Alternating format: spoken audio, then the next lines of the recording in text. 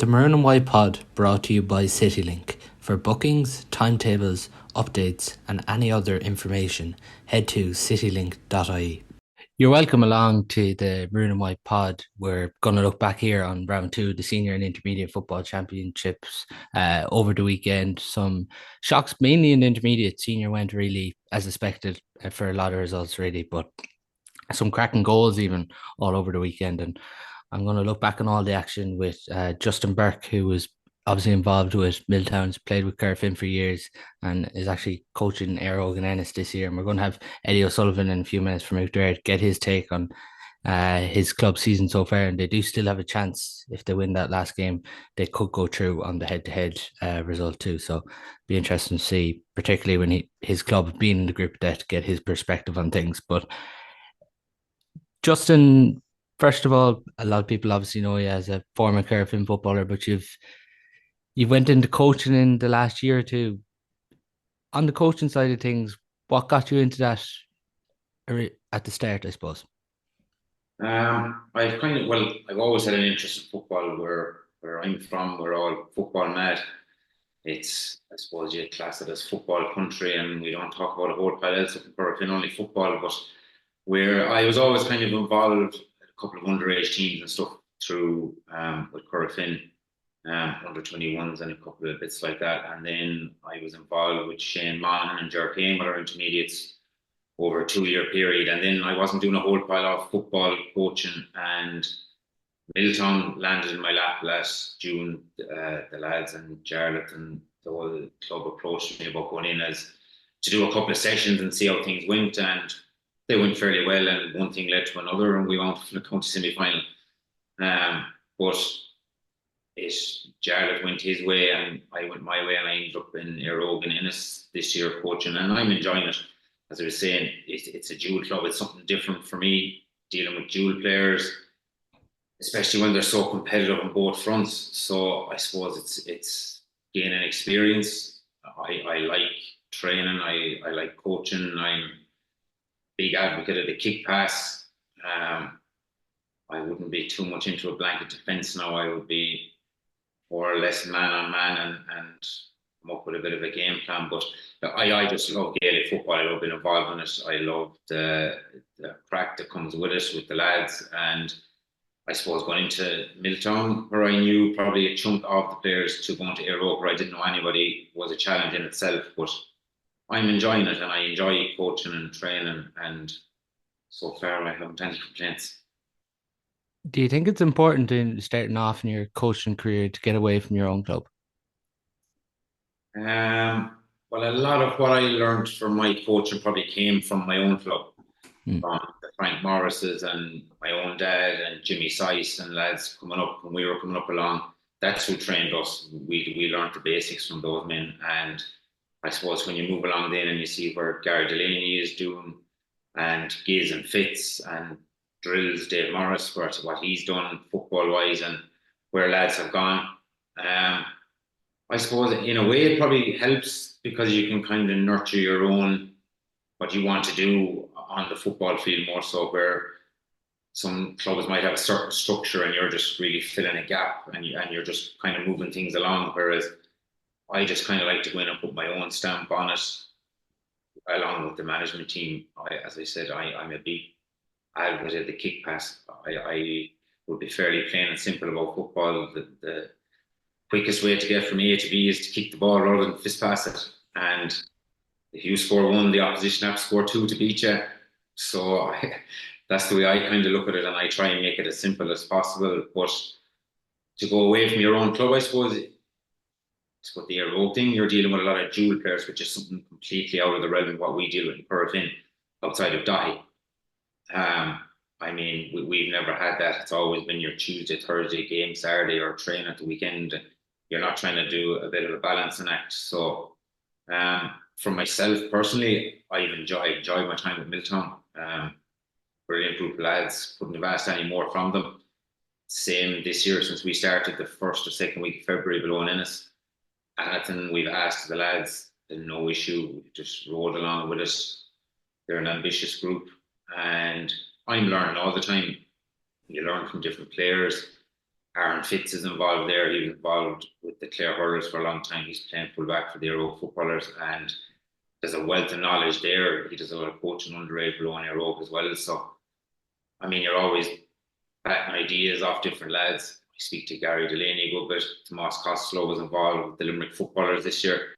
I chat to Tomas a good bit. So, like, but it is good to get away from your own club. I tend to do most of my coaching football talk with lads from my own club when it comes down to it. But I found it helpful. Well, not helpful. I won't say helpful, but I found it challenging but rewarding to have gone away from my own club. But I'll say I have ambitions to come back this direction at some stage. I leave it at that.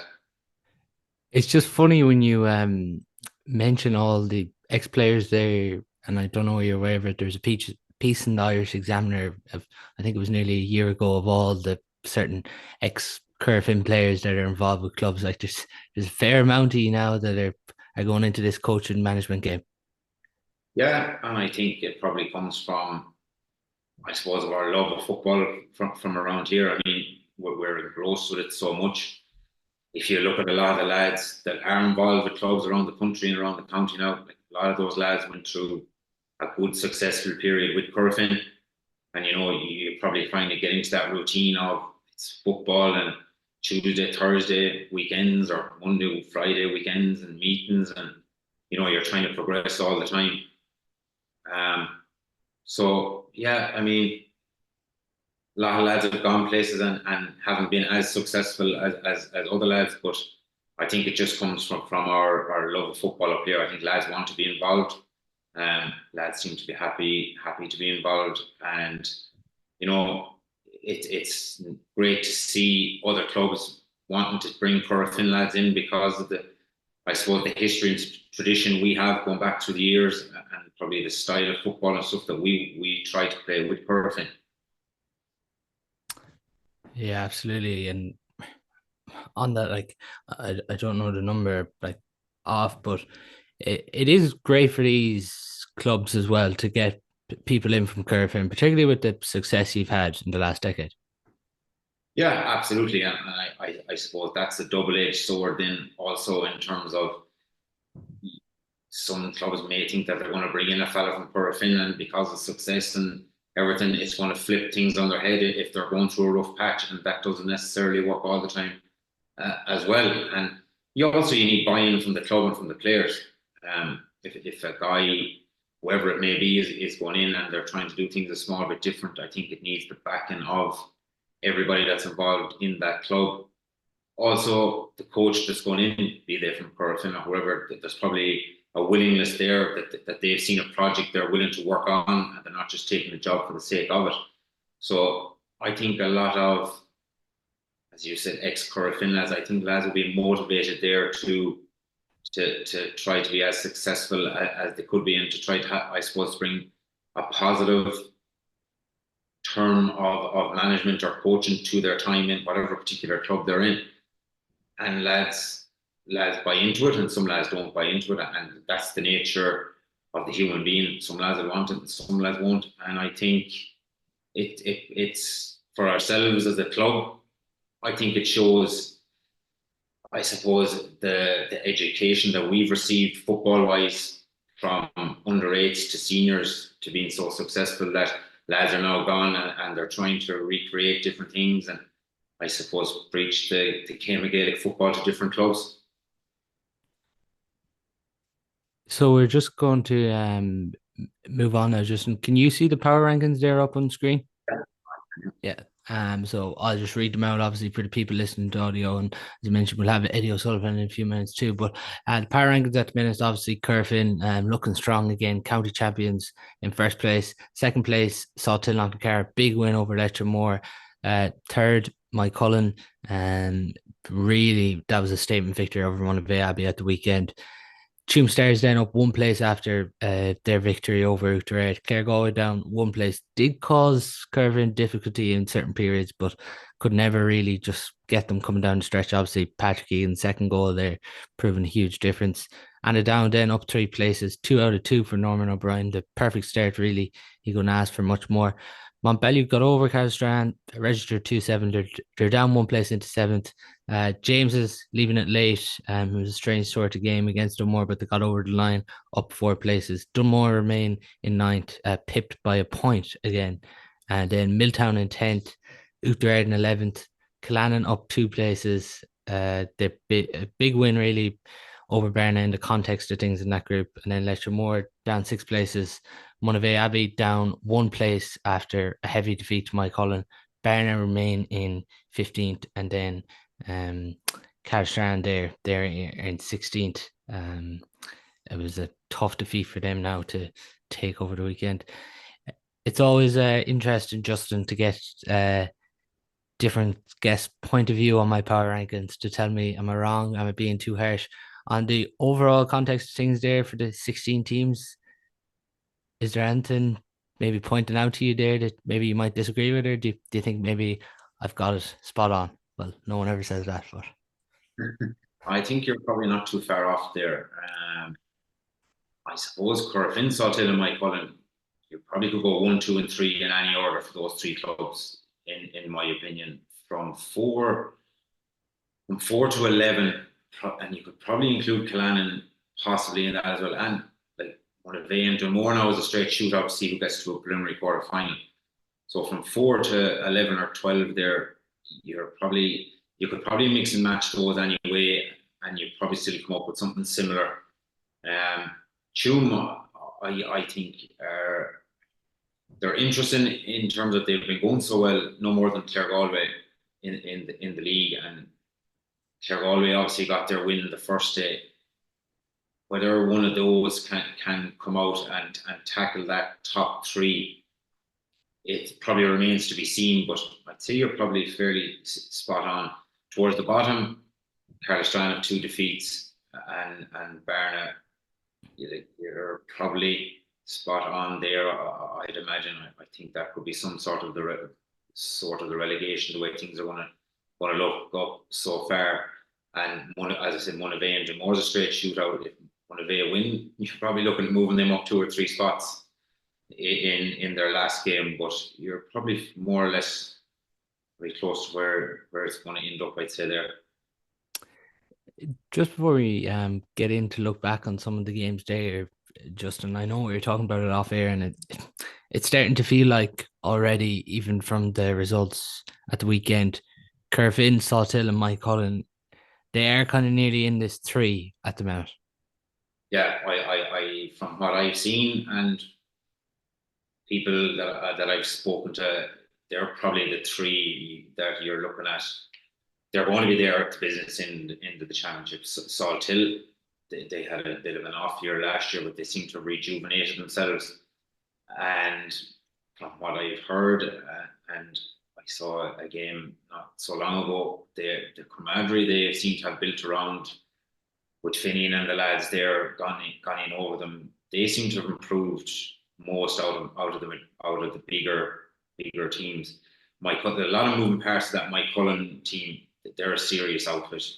It's similar to Saltill, and Corofin are tipping along nicely. Another win at the weekend. May not have played overly well, but I don't think they'd be too bothered about the performance. I mean, it's another 2 points on the board. You're minus Liam Silk, as we were saying, when you have the caliber of that man to come back into your team, that raises your level a whole lot. And those outside of those three, you probably pick those three to be in a semi-finals anyway, the way things are shaping up at the moment.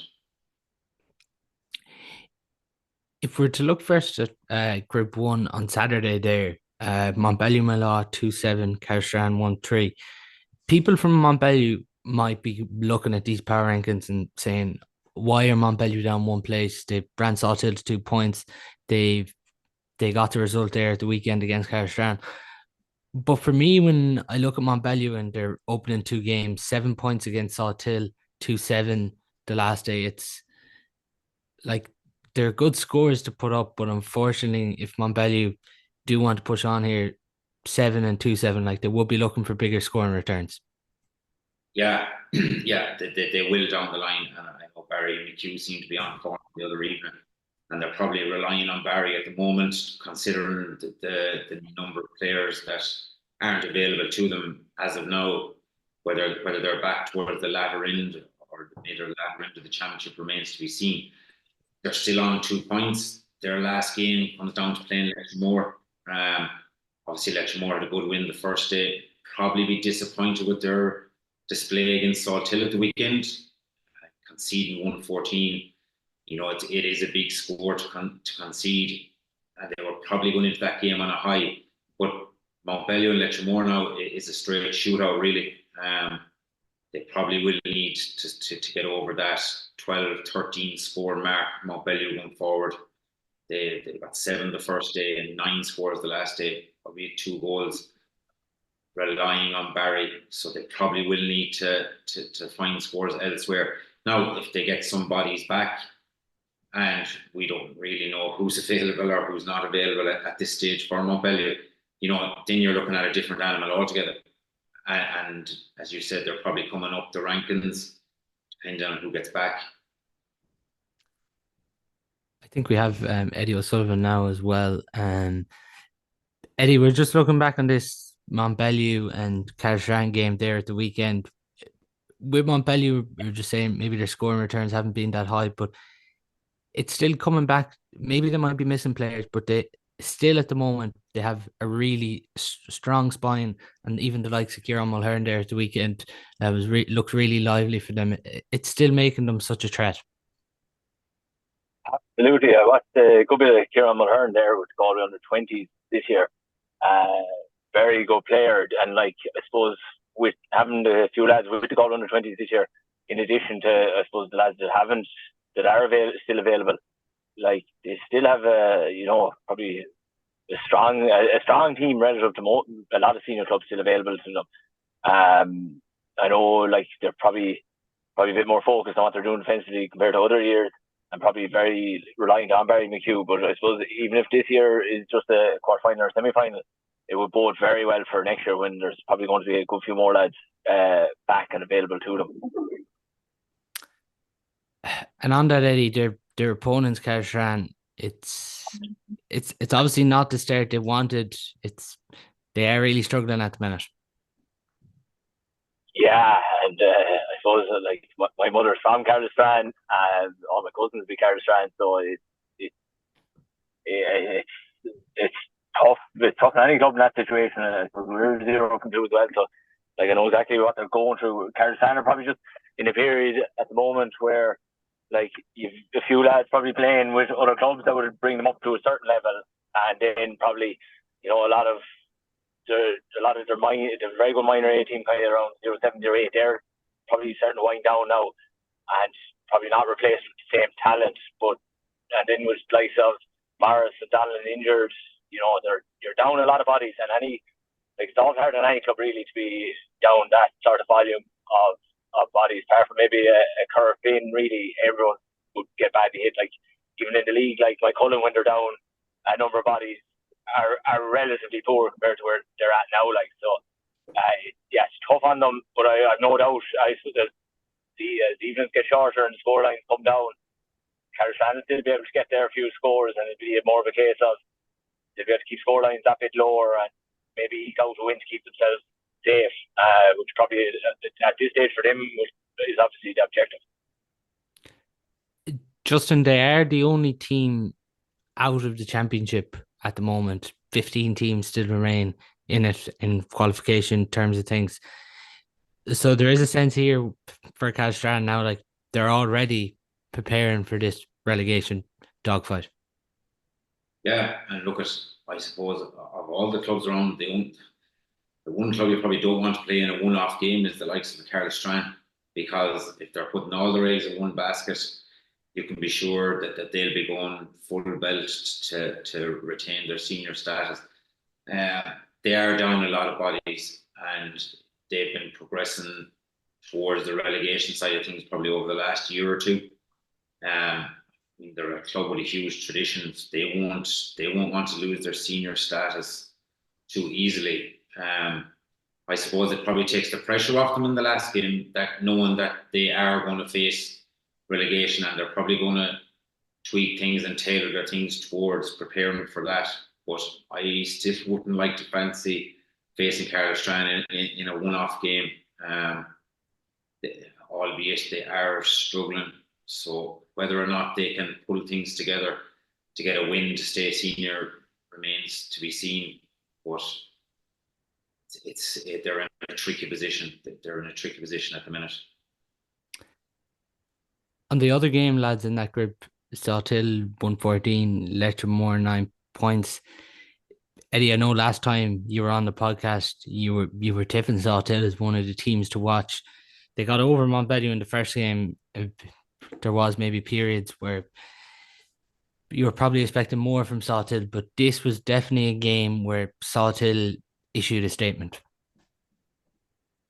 Absolutely, and I'd mentioned that day that I self and I thought Letchmore produce something big in senior championship this year. They do. They actually have the spine of a very talented team and a great age profile, and they're very good in the quarters. But like Sawtill were largely impressive in that game. Probably, yeah, I suppose Letchmore probably like to keep the 2-3 men up top, even when Sawtill were bored 13, 14 men forward, which can work well for you on some days, but the way a lot of games have gone, you're leaving yourself wide open. So Sawtill were able to, open gaps there and create quite a number of chances. Against Montbellew, I know, like you probably already discussed it, like Montbellew, as you just mentioned earlier, like they're still a strong team, like with plenty of know-how in their management. So like they were never going to be easy for Sawtill up in Tube. I don't think Sawtill have his full gear by any stretch of the imagination yet. Particularly inside though, Charlie Power and Tomo, it's the threat they posed on Sunday. They're able to mix it from O'Flaherty, a Sweeney to run it, and then they're obviously able to. You have Charlie and Tomo in there now. There probably would be a concern around Evan Murphy injured again, and they'll obviously want him back for. But they do have the players this year, Eddie, that they can mix the game a lot. Absolutely, like Matthew Thompson as well in the half-hour line, like his left foot. I know the league point he gave us off, but he doesn't need a whole pile of space to swing left boot at it, and he's got very powerful last year. But Charlie Power was and always is a great ball winner. Like the harder he loves Lettermore, the harder he gets hit in the tackle, the more he likes it. And like he was, as I say, he's always a great ball winner. But he's getting the scores last day, which if he's getting them regularly alongside marquee name like Tom O'Cullen, like that's probably all any team needs is two lads like that in their inside forward line. And then Matthew Thompson will probably out in the half forward line and one or two others and that's plenty in your forward line. Especially Sawtill, they're very happy to get men behind the ball when they need. So like as long as they can leave one or two of the lads up top, you're going to keep 3 or 4 at home. So that gives them a great opportunity to, 110, 111 will probably win them most games. Where do you see Sawtill at the minute, Justin? Do you see this year as a year where they could break the duck and win Frank Fox? Yeah, look, they're probably right there. There's a lot of moving parts to them. They have, their inside line alone at club level, it's up there on the upper end of what you'd love to be working with. I think I wouldn't even call them dark horses. I think they're right in the mix. There are 2 performances so far. Their win at the weekend probably was a statement win, and they probably needed a win like that to put out a statement. Their last game is against Carlstrand, so you imagine they're going to come out straight through to a quarter final. And when a team like that gets on a bit of a run, they're very hard to stop. Whether they can keep the momentum going and build from it, if Rob Finnerty is to return, as the rumour is, towards the end of the championship, that's also a big boost for them up front. But they seem to be able to mix it more this year in terms of a running game and an attacking game.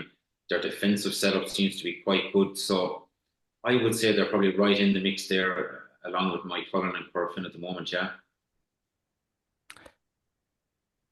And Eddie, on their opponents, Letchermore, there was periods where they looked really good. Casey O'Keally in midfield definitely looks like one to watch. He wasn't backing down from the battle with John Mayer at the weekend. Well, I suppose no Letchermore footballer would be known to back down anyway. It's funny because they actually have some excellence going forward, and it's one thing that always crosses my mind. They've always produced plenty of lads that'll tackle and hit, and will be as tough as any player you'll come across. But they probably never had quite the pick of talented forwards they have now, which makes them they're dangerous for a lot of teams there. Probably just a bit inclined to leave. They probably have to bring one more back just when you're under sort of pressure they're under last day, just to make sure you're not conceding as much on the other side. But yeah, I suppose as Smith said already, more have a lot going for them. Just a bit, and it's not really fair even saying it, because Salthill, McCullen, Corfin are probably a bit ahead of everyone else. So you're not comparing them to, I suppose, the other 13 senior clubs there, but compared to the other 13, Letchmore are every bit as comparable as anyone else. We want to have the most. The injury in matches though probably comes as a bit of blow for them now. Yeah, I suppose again, probably 11 out of the other 13 clubs, or 10 maybe, one or two key injuries, and you're staring down the barrel as opposed to looking up the ladder. It's for most clubs, it's 1-2 big injuries, and your idea of what you might achieve from a semi-final or quarter-final quickly becomes can we stay in the division. So which is great. There was a time probably senior football was far more predictable, but the way it is now at the moment, there's probably a fine line between probably team 6 and probably team 16. Yeah, obviously the two final games there, Salthill and Garstran. Salthill have top spot and they're into the quarter final, and then it's a battle between Leshamore and Montbelly between second and third. They meet last, and Garstran already into relegation. So in one way, there's only really one game that's huge relevance going into that final round. So Salthill obviously look to continue their good form there, and Garstran will be looking for a positive performance, maybe even a positive result, to build going into relegation. Moving on then to Group 2, Dunmore 1-5, St. James's 9 points. Justin, I was watching this and it continued the pattern maybe of a strange Gaelic football game where St. James's went in at the break, a goal to 5 points up. They kept the ball. They didn't let Dunmore get hands on it. Dunmore get a goal in the first half from Shane McGrath. And you're thinking James's are just going to control this game, and then Dunmore bring chaos, and the last 10 minutes of this game is just pure chaos. Yeah, and chaos is probably the right way to describe it. It winds up then 9 points to 1-5, and I think probably Dunmore probably literally disappointed they didn't get something from the game for a finish. It was a strange championship match. I suppose Dunmore would probably have looked to build on their performance against Mike Cullen, and James has got their point the first day out, and all of a sudden now they've found up on 3 points kind of from a game that was all over the shop. I think Dunmore will probably be disappointed not to get something out of the game, and probably from their first game, and they've now wound up in a situation where it's a straight shootout between themselves and Monavea. It's hard to know where James's are at. On paper, earlier on in the year, I would have said they had a good year last year. They seem to have built a bit. Again, this year, there's a couple of lads in there, they're well capable. Mix them in with the likes of the Paul Conroys and the Johnny Dewans, and you have a very solid 7-8 players there, and then just couldn't control the game. And championship games sometimes go like that. They take on a life of their own. When Dunmore brought the chaos, as you said, it just shifted the pattern of the game completely. Still in all, James have wound up with 3 points now, and they're probably looking fairly confident coming out. They're going to come out of the group. So, very strange game, a lot of chaos. It's probably the hardest game of the weekend to analyse. Yeah, it's a good point, Eddie, just makes there about James's. I know they have 3 points and they're unbeaten, but there is a certain sense. It's hard to know where they're at because in the first half against one of A, they looked so good. In the first half against Dunmore, it looked really mature, and then the second half in both periods is where they've struggled in their opening 2 games. Yeah, I suppose probably from St James's point of view, like often when the team kind of gets in a commanding lead like that, and possibly haven't been in too many commanding leads in the last few years, a bit of complacency can set in, and a bit of kind of job done can set into lads. And when that happens, and things start to turn against you, it's very hard to rectify that situation. I've been on probably many a team that's happened, where it's more so the intermediate level where you get off to a flyer, you're winning well. It feels like this is job done. It's how much we're going to win by here. That bit of complacency sets in. One or two big scores after half time maybe go against you, and next thing you know, you can't stop the rot that's happening. A bit of chaos, as you're saying there, like that bit of chaos thing comes in, and you're doing very well just to get a draw out of the game at that stage. So, like, I know you're saying where they're at, but like, if I was in the St James's dressing room, I'd actually be quite happy with the fact that chaos came and you're still able to eke out the win.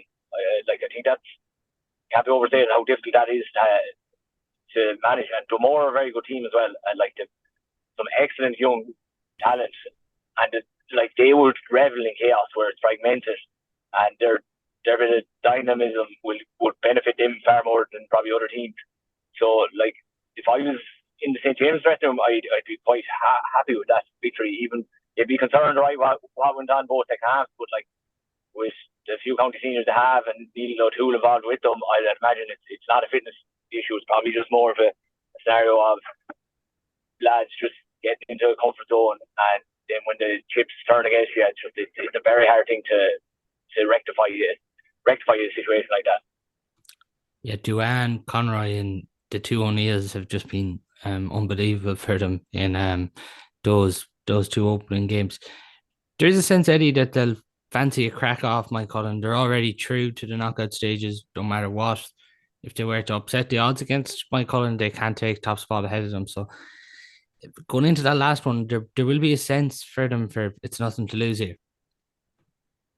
Yeah, it's a great opportunity for them, and an opportunity probably to find out where they're at. Like, can they put a big push on to maybe be that dark horse that can sneak a county final appearance or even more? But like, it's a great opportunity from that point of view. Very important though that like they stick to whatever structure they have in place, because they haven't been conceding too heavy, and execute that, because at the same time against a team like Cullen or Corfin, if you go out with that, nothing to lose and just let's play football, you could be on the end of a very bad beating that you'll do well to recover next year, let alone this year from. It's funny too, Justin, you obviously talked there that you'd be in regular contact with Gary Delaney, and he's going to be scratching his head in one way because against Mike Cullen, they looked so good.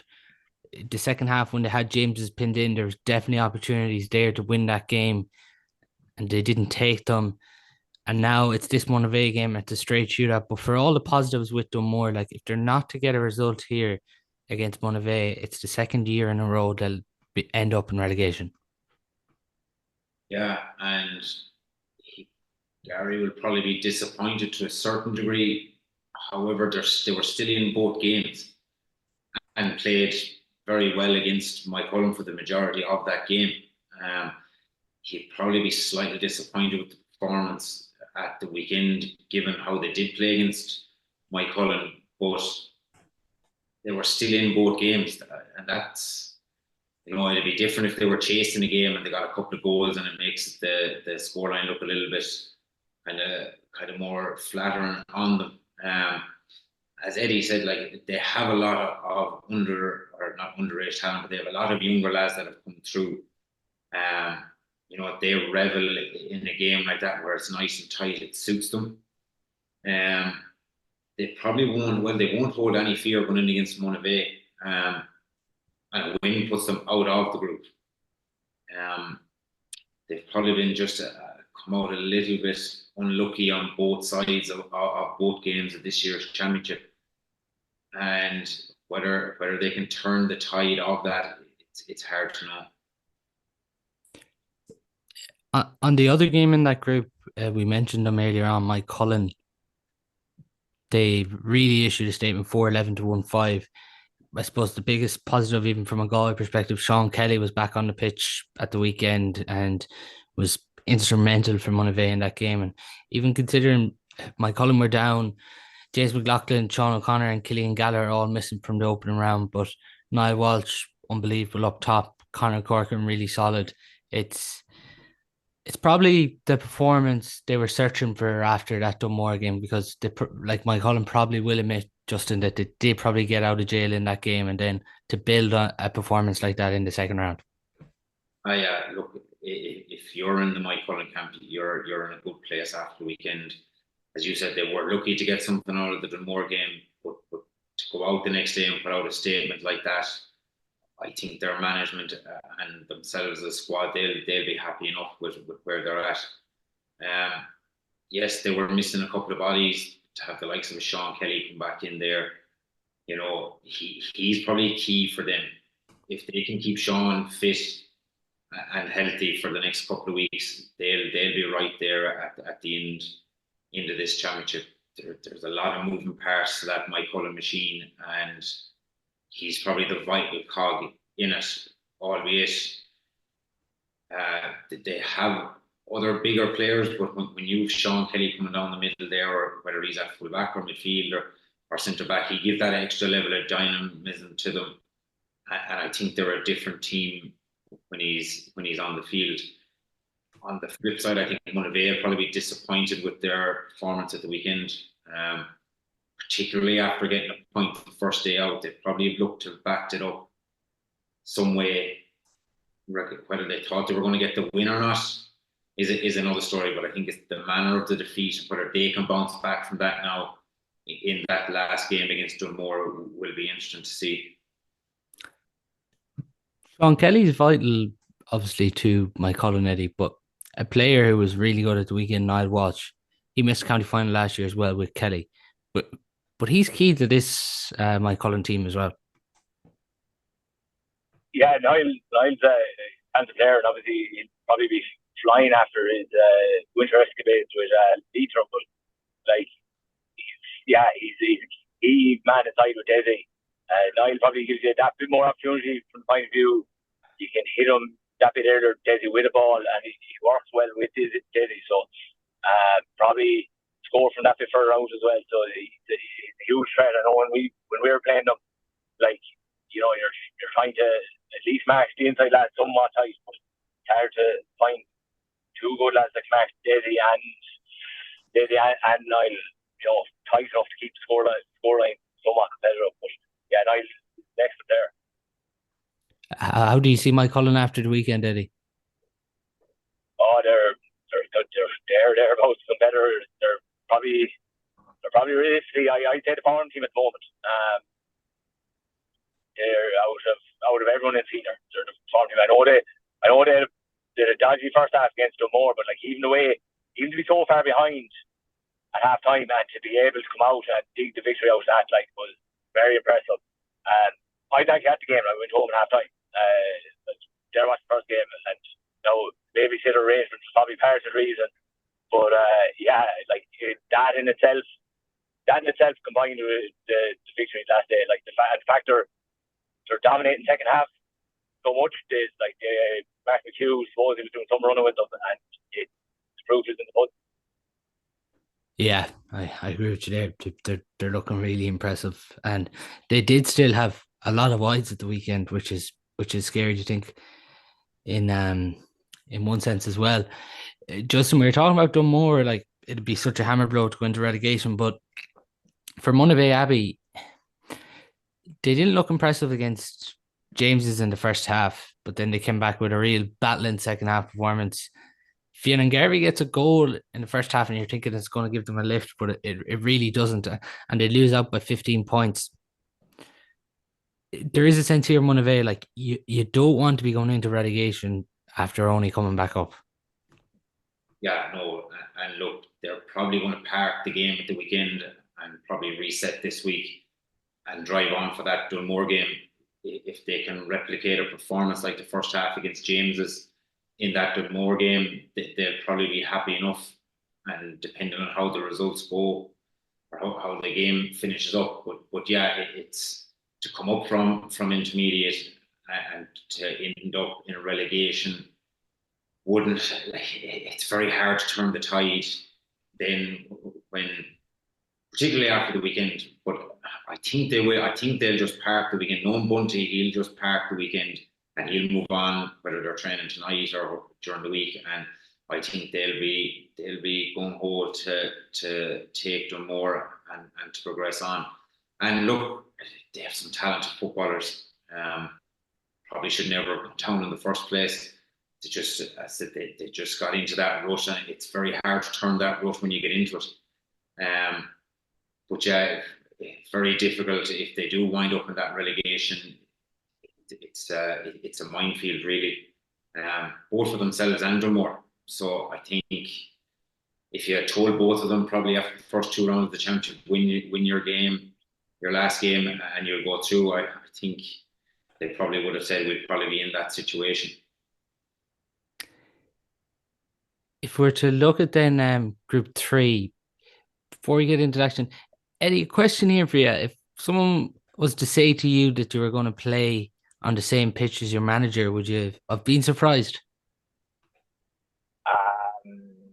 I need context for that, Paul. What sort of timeline are we talking? 5 years or this year?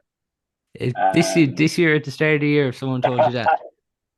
I would have been surprised, but we had Sam O'Gorman in goals there at the start of the year, and Sam went to America for summer, so and had to chip in, and Kieran Noon had emigrated to Australia, so we were tight for a goalkeeper at that stage. And Joe, you're mid-April, so it's hard to respond, and putting a 19-year-old that has no experience in isn't fair to him either. So yeah, Alan stood in for a few games and went very well now. So yeah, a bit of a loss now not having him on the sideline, I suppose, from that point of view. But like, he'd be very thorough. It was funny, I was on the physio table there before the Carfin game, and he had a folder of basically what to do when, about 7 pages in it, different scenarios, who to bring in, what changes to make. So but he excellent in the goals for organising us. So yeah, it's not something you'd probably first saw last January, right? But we are where we are. We're delighted to have him in there. What's the dynamic like? Because obviously he's your manager. He's not on the line. He's in goals now. Is it a different dynamic to what was there at the start of the year? Not really. Not from the point of view of training wise. His ankles are so bad, and he has iced them for so long that most trainings he can't really, he'll just be a manager and a coach. Then on the day of the match, not really, no, because he'll stay out with his selectors and they'll discuss the match at hand and come in and so deliver what they need to deliver. If we're to touch then, Eddie, on your game, it's 2 defeats in a row, but all is not lost. Like you're hoping now at the weekend, well, obviously the following weekend, if it comes down to everyone on 2 points, the calculators are going to get out. But if you get a win here in Claregalway in your final game, obviously you'll have the head-to-head on them then, and I suppose that's what you're hoping for now for the next 2 weeks. Yeah, what it comes down to is assuming Coombe is Carfin, we have to beat Kilconly by 4. By 4. Yeah, that's what it's going to come down to. Coombe got a late goal there in injury time when we were chasing the 3-point lead at that stage, and probably, I suppose, if you were thinking more long term, would have probably been better off maybe not to have chased so hard for for that 3 points, because it would have made our lives a lot easier. But listen, tough life, we are where we are now. Listen, disappointing, but it was going to be that sort of group that it was always going to be a fine line between, progressing and maybe not progressing. Like, does it feel like backs to the wall now for you? Because there's such potential and ability in this team, but you've just been so unfortunate with the group. Like, I'm sure you desperately want to get into the knockouts. Yeah, listen, we're like any other club. Of our size anyway, like it's all about getting to knockouts. That's the goal, and that's what you set yourself at the start of the year. We'd be disappointed. We've probably a lot to work on, build on, from the point of view of, like, we've probably not executed quite a number of goal chances in the 2 games we've played so far. Now, in fairness, against Corofin, Bernie Power pulled off one good save, but one excellent save. Like, in fairness, came on in the shot. Like, it was a wet surface. He did everything. He skidded off the surface, bottom corner, and Bernie, she got down to it. Against Tuam, a bit more disappointing, because the two great goal chances, but they were possibly missed completely. It wasn't even a brilliance from the goalie, but it's the fine lines. You get them goals, you're having a different conversation now. But listen, that's the same for probably every club outside your top 5-6 teams. It's those fine lines. You execute your chances when they come. You're probably going to a quarter final via the preliminaries. You don't execute them, you could very well slip into relegation. Justin, if we're to look at your own club, Corofin, 2-9 to 9 points, winners, 2 goals from Patrick Egan at the weekend, and just terrific moves to get on the end of the moves. I think everyone in Galway could see at the weekend for Patrick Egan, from being in with that Galway squad, what it's done for him. Yeah, look at a very, very talented footballer. Very smart on the ball. Took his 2 goals very well at the weekend. Man in the right position on 2 occasions, on 2 good moves, and probably do Corofin out of a hole a small bit. In saying that, I think Corofin will be happy. 2 games played, 2 wins. The bus is moving again, and tuned to come down the line in the 3rd game. Just to double on what Eddie was saying, it's a very tight group. I mean, outside of Group 2, I would have said on paper it looks the tightest of them all at the very start of the championship. I know you have Corofin, but you probably have Upderard, Clare Galway, and Tuam on an even enough keel. Tuam went very well in the league. Now they're coming down the road, probably looking to get something out of the Corofin game. And then you have Clare Galway to take on Upderard in the last game. But going back to Corofin, minus Liam at the weekend, and a couple of other bodies, and Sicey comes on, and stuff like that. I mean, Patrick Egan probably really stood up at the weekend. We've seen it for the last year or 2 with him. He's a very, very talented footballer, a really nice guy off the field. Good head on his shoulders there, and it's good for us as a club, I suppose, and probably for the county to have lads like that coming through. As you said, the 7-8 months they were in with the county, would have done him the world of good, and it kind of showed there on Saturday evening. Is Ian Burke going to make a reappearance at any stage?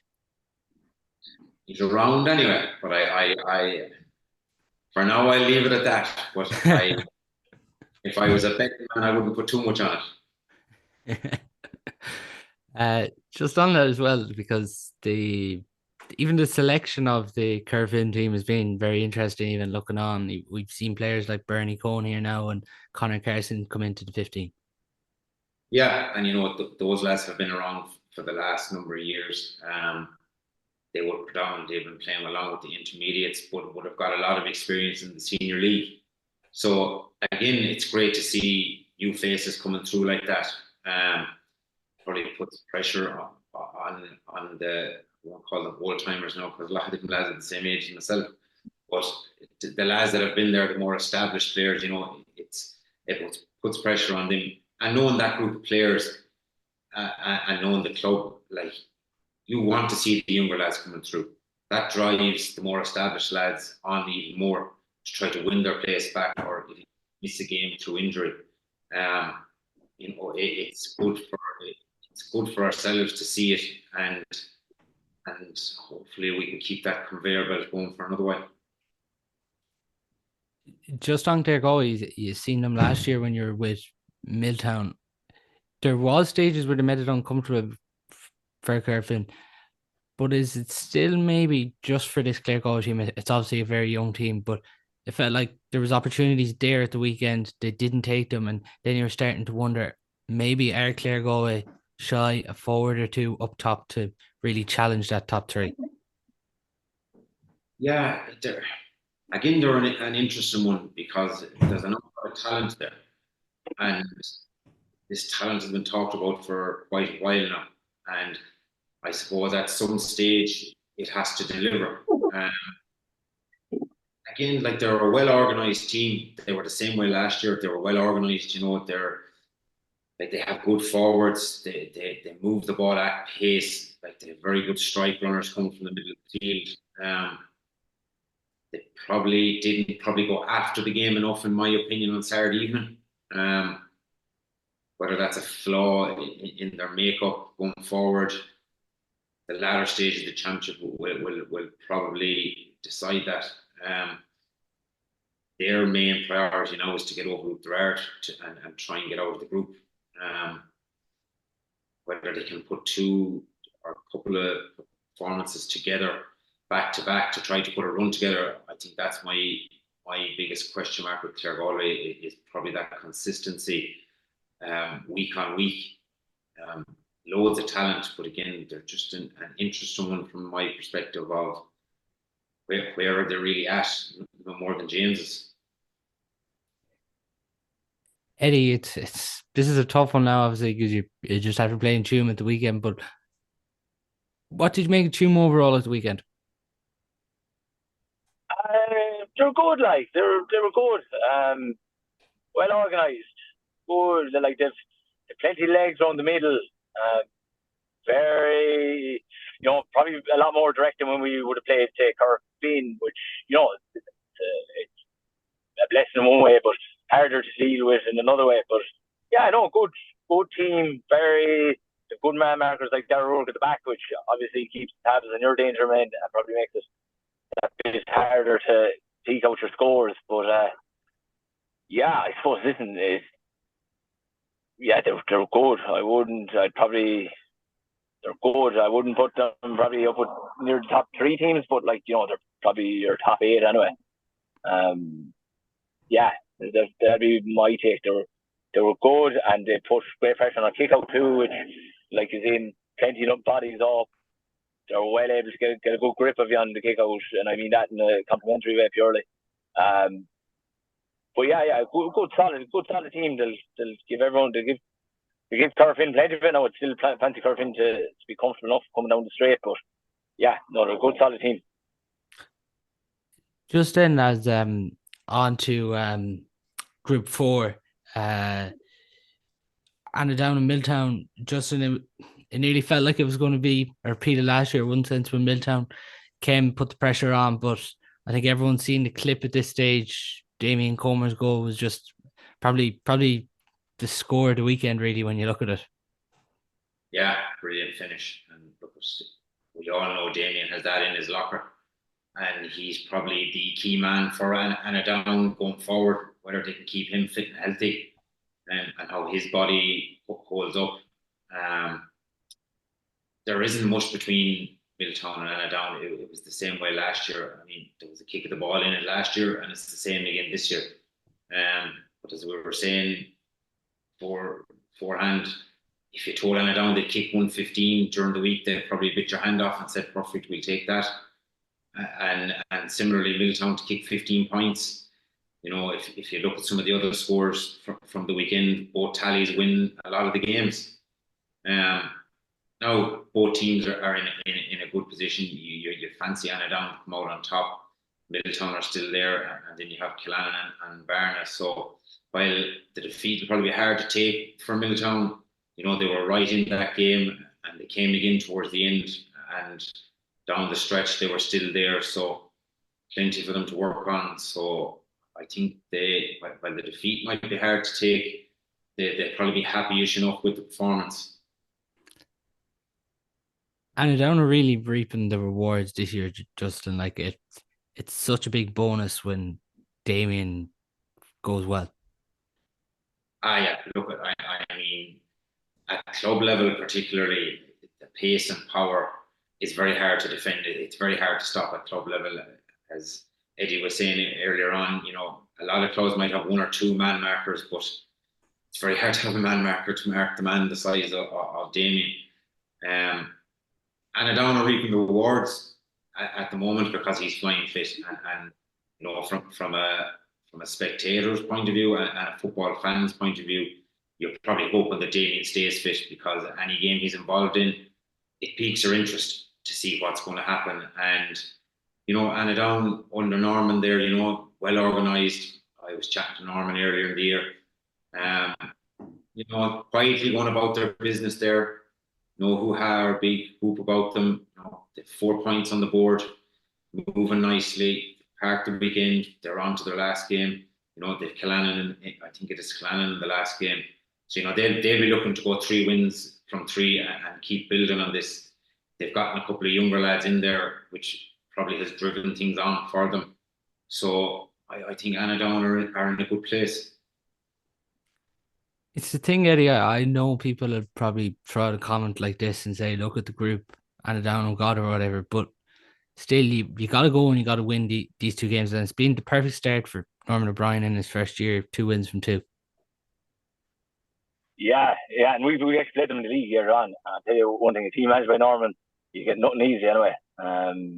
Like his teams will be physical, and they put plenty of pressure on you all over the field. But you could say an easy draw, but like Killannon have a well balanced team from the point of view of like they've a good cohort of last year's under 19 team. They're 20-year-olds now.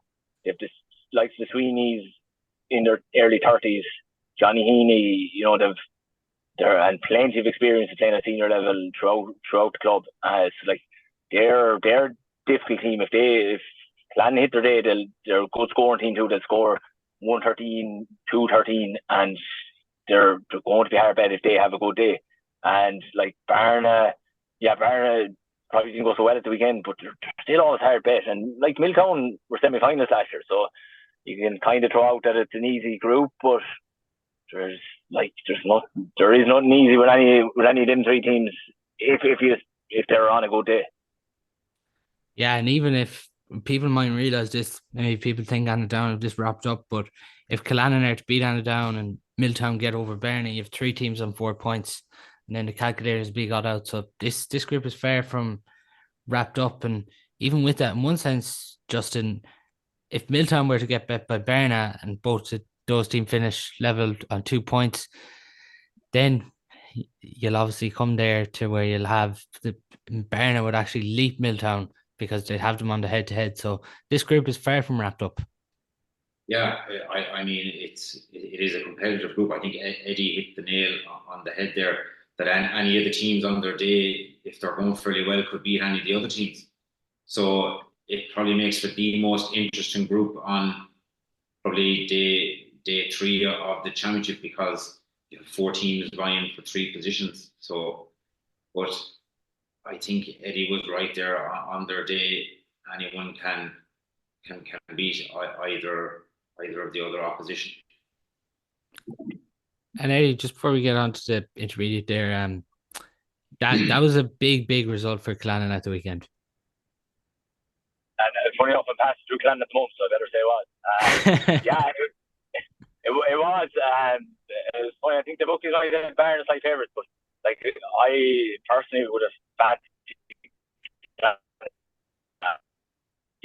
Big win for Killannon at this probably stage in their development. It's a case of just get as many wins in a given season, because like the more years their last year's under 19s get playing with likes of the Swedes, the more wins they get, the more the earlier in their development they can start competing with, say, for semi-finals and quarter-finals. And then like if they can get to the stage that they're competing in their early 20s, say when they're finishing college at that level, you'll probably keep the lads around, and you're probably talking you can then build a team that can maybe challenge a bit higher up. So, like, big win, and big that it was very important probably for them at a confidence level for being so comfortable.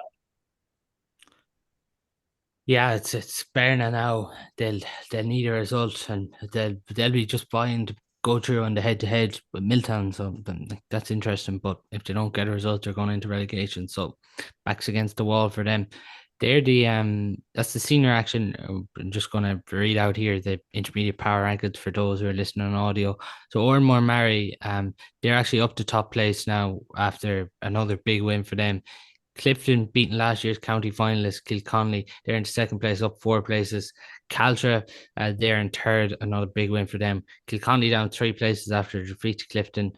Michael's remain in 5th. Gabriel's up 4 places.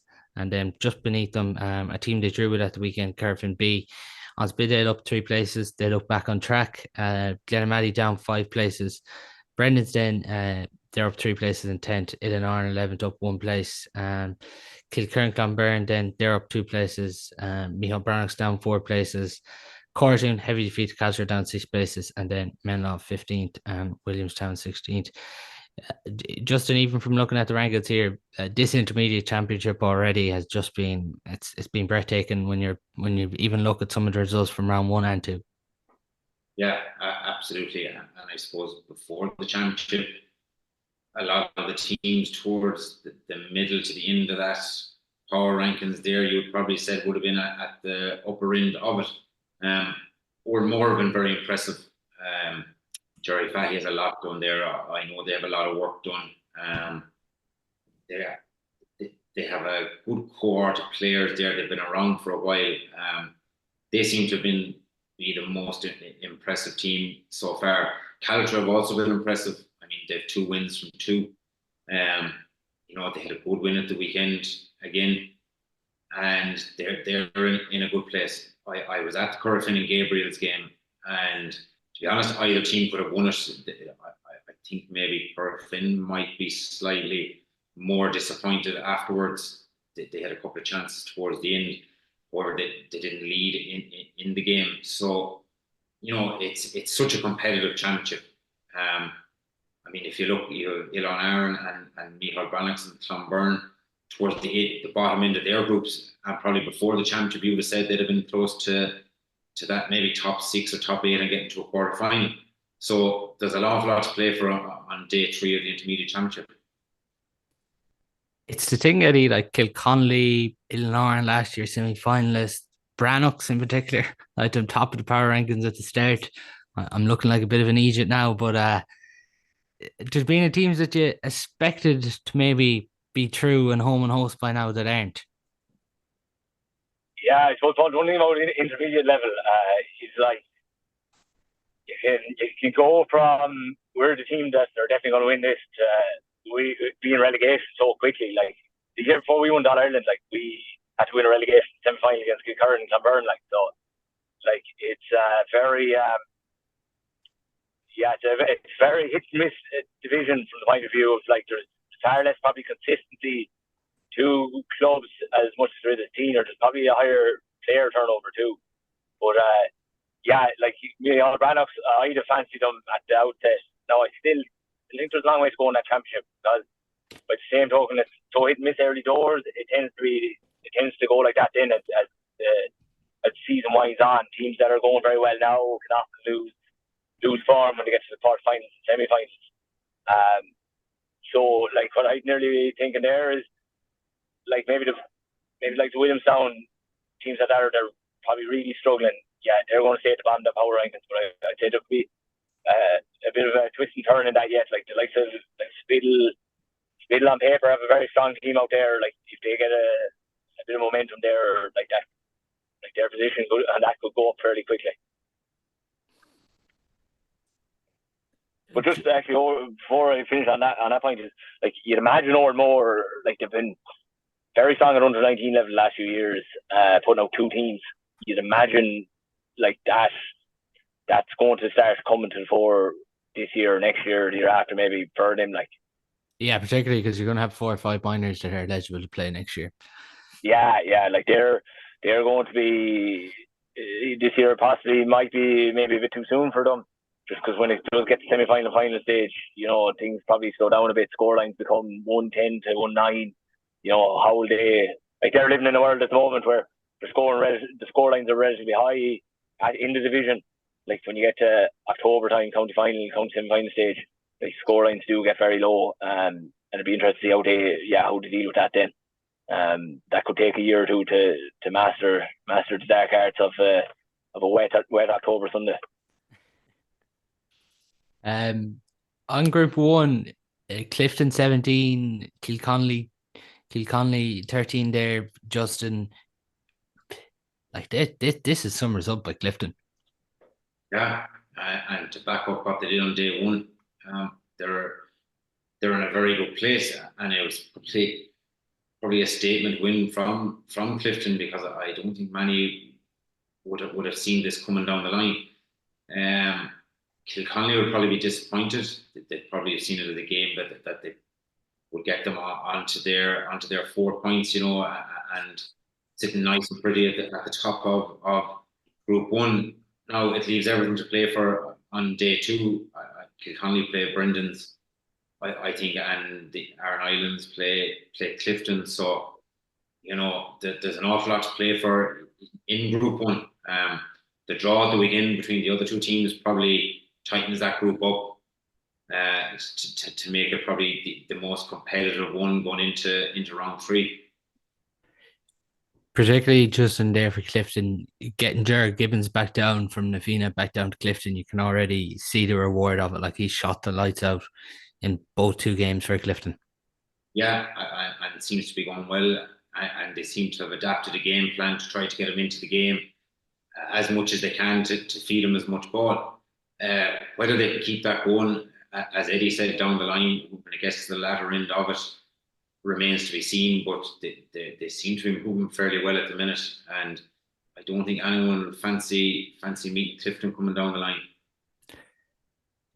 Eddie, on that draw, if like Clifton are into the quarterfinals, the other 3 teams are going to battle it out here for a place into the knockouts. And it is crazy to think that you're going to have Kilconly, Illinois, or Brendan's out of the championship. One of those teams is going to be out of the championship and into relegation after these 3 rounds.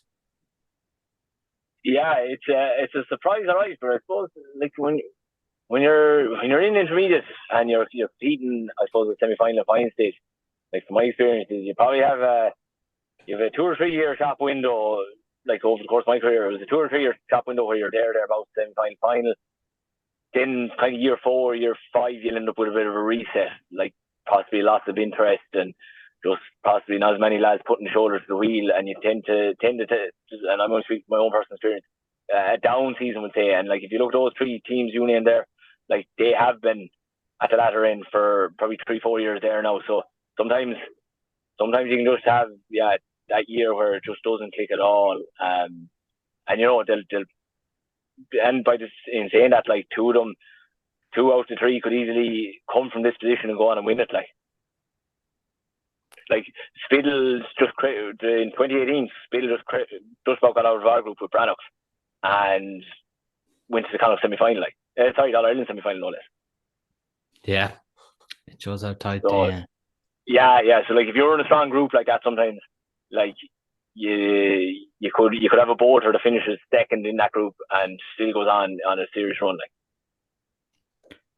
it has been a big jump for Clifton when you consider last year they lost the preliminary quarterfinal to Ballygare, and that's when they're knocked out. So they're already gone. Clifton, just on Clifton, like they have a good team. Like we'd probably be very aware of them at underage and who they have, and like what you'd see is consistently, especially development squad age, like they're getting plenty of lads on it, and like even in recent years, like they've taken a while to transition to intermediate, but like they do on paper have good team, good experience. Jared Gibbons, John O'Brien's still playing. Rory King was got under 20 captain a few years back. With Sean Black. With Sean Black, like they've decent enough out team. I watched them against Dumore there, and did he find out they're well beaten by Dumore, but like Dumore are a very good team. and they got an early run on them too. But like, yeah, there's Clifton. I wouldn't be overly surprised by them if they were to make a semi-final or even a final. If they keep the form going, they could easily make a final. But like, even on paper, they're definitely good enough to make a semi-final. On Group 2 then, Eddie, like you obviously referenced Biddle there, and like they're back on track now. But just look at this other game you mentioned, Curve and Gabriel's. You were at it. Just interested here, like you're looking at this Curve intermediate team, and you're seeing a lot of the Galway under-20s, your Shane Canavans, your Keane Murphys, playing with this team. What's the mindset like? Because they obviously want to be on the senior panel, but they're not, and they're on this intermediate team. What's that mindset like when you're on the intermediate, but you want to get onto the seniors? Yeah, it's an interesting dynamic, I suppose, because you have to set aside your disappointment in not playing with the seniors and refocus and go out and play for the intermediates. But knowing them lads, I don't think that's an issue for them. The majority of lads that are training with the seniors are playing on this intermediate team, and they're happy to be playing football. And lads are trying to improve every day they go out, and more often than not, our intermediate team is trying to play the same brand and same style of football as our senior team. So it's all taken note of by the senior management when it comes down to it. I've always been an advocate for the intermediate team. I think it's a great springboard particularly for the younger players coming out of minor under 20 to get into probably proper adult football. At times you get that extra half second at intermediate level that you don't get at senior level, and it tends to bring lads on a bit. On the game at the weekend, I was actually very impressed with Gabriel. Kicked some lovely scores, played some lovely football. Corofin got a bit of a run on them then in the second half, hit the crossbar, and probably be the more disappointment of the two teams. They probably could have won it, but the draw for Corofin, I think the draw puts both teams out of the group anyway. On 3 points with Spiddle on 2 who bounced back. So, I think the Corofin lads are in a good place in that intermediate championship, and they'll relish going out playing anyone that they go out to play, because you'll always get the sledging and a bit of slating that you're on the second team and stuff, and that kind of drives you on a bit more. But it's great to see the younger lads, particularly those under 20s, coming through. And I know Shane Kahneman is injured. I'm not sure how serious it is or not. And Keane Murphy kicked some lovely scores at the weekend again. And on top of that, then you had the likes of Barry O'Donovan still going strong there, and had a very good game. The likes of Colin Kelly and these lads coming off the bench. So, there's a good panel of players there, and, they'll be relishing the challenge of whoever comes down the line, whether it's a preliminary quarter-final or a quarter-final. And they'll relish going out playing Spiddle. It's a chance for them to showcase the senior management also what they're capable of doing against what's perceived as one of the stronger intermediate teams. Sorry there, folks. I have to jump here. I have to go train. No bother, Eddie. No bother. Thanks a million for coming on. Thanks, folks. We'll chat shortly. Just then on to Group 3. We obviously mentioned more have been the form team, and they look in a great position now to they're through now to the quarterfinal. But with that, Michaels and Glenmaddie, there was a lot of expectation that Michaels were going to come down here, but they haven't really shown yet at this intermediate grade that I suppose a lot of people expected them to come down here and dominate this grade. Yeah, they did, and look at it. Just sometimes it just doesn't happen like that. Intermediate is a tough grade in Galway. You have a lot of teams that are at an even level there, and if a team can't get a run together, it's very, very hard to start to turn the tide in. Now, albeit they've gotten back on track with their win over Minla at the weekend, and they have a shootout now with Glenmaddie. But I also think Glenmaddie probably didn't think they were going to be in this position after the year they had last year. And I know Darren Malahy and John Devan are involved there, and they have a lot of work done since early on in the year with Glenmaddie. So I suppose it probably, in hindsight, was probably the group of death. Now, seeing how Moore are going, who I've seen from what Jerry has done with them, they have an awful lot of work done from very early on this year. and they seem to have a good core group of players there. Saying that, if Michaels can get over to Linnamady and they start to put a run together, they have some quality footballers. They might have a small bit of a chip on their shoulder with the way things panned out from them last year. Nobody has a God-given right to just get relegated from senior and to bounce straight back up. So you have to go and earn it. And I think from here on, they're probably going to earn it, yeah. The final group then, Justin, even before we look at results there, the biggest surprise has been Micheál Brannocks there, as we mentioned from the outset. Like they've lost 2 games now. Yeah. And again, nobody, I think, at the start of the championship would have said Micheál Brannocks would be 2 games in with no points. So they're staring down the barrel now of relegation battle unless they can pull things together. And again, they have a good core group of players, but this intermediate level is so competitive. You have Caltra on 4 points. I'm not sure a lot of people pre-championship would have said Caltra would have won their first 2 rounds of the championship and have a I suppose you could class it as a derby game with Clonberne coming down the line. Also, so I know Coiner is involved there, and they seem to have progressed massively under his coaching over the last couple of years, which is great to see. It's great to see the likes of the Caltras back have been very competitive, and topping groups to come through. Cartoon, Clonberne, and Micheál Brannocks are all vying for the other 3 positions. In Cartoon, hard to know where they're at. James Cavan has gone in there doing some coaching, and again, they just haven't gotten it together yet. And whether they can turn the tide in their last game again will be interesting to see. It's interesting there because Kilconly will be looking to win their final game, and then if they win their final game, they could get the head-to-head on Caltra, and then obviously Brannocks have to beat Cortoon to avoid the relegation. Yeah, so I mean, when you have a situation where everybody has something to play for, it makes round 3 games quite very interesting. I think Micheál Brannocks, the probably most pressure is on them because everybody expected at the start of the championship they were going to maybe put a run together and come out of the group anyway and negotiate their way from the quarter final and see what happens. So I think out of nearly all of the teams in that intermediate, they're probably most pressures on Micheál Brannocks come the weekend after next. Yeah, no, there's victories there for Caltra, a comfortable victory in the end over Cortoon, and then Kilconly pipped Brannocks. Brannocks still have the chances at the end, but unfortunately they just didn't go over for them. But that's all we do have time for on today's show. Huge amount of action to get through there, and thanks a million to Justin for coming on.